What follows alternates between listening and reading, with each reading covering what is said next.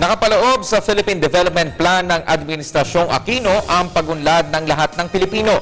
Nagsimula ito sa pagtamo ng inclusive growth. Ngunit ano nga ba ang inclusive growth at paano ito mararamdaman ni Juan de la Cruz? Alamin natin yan ang kasagutan sa ulat ni Bianca Piedad. 2 taon mula ngayon, inaasahan na maisa sa katuparan na ang mga layunin ng Philippine Development Plan sa pagkamit ng inclusive growth. Ano nga ba ang inclusive growth? Ito ang pag-unlad kung saan walang sino man ang may iwan, mayaman man o mahirap. Layo nito na lumago ng 7 hanggang 8% ang ekonomiya kada taon kahit sa loob pa lamang ng 6 na taon.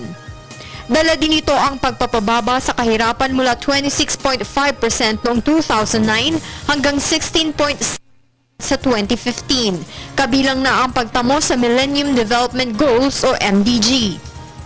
Pero paano ito gagawin ng pamahalaan sa tulong ng PDP? Ito ay sa pamamagitan ng pagpapagawa ng mga tulay at daanan at iba pang proyektong pang-infrastruktura, pagkakaroon ng bukas at malayang pamamahala, pagpaparami ng trabaho na aabot sa 1 milyon kada taon at pag-usbong ng mga negosyo, pagsasaayos din ng pananalapi ng bansa at ang pag-aangat ng kagalingang pantao at mas pinabuting serbisyong panlipunan.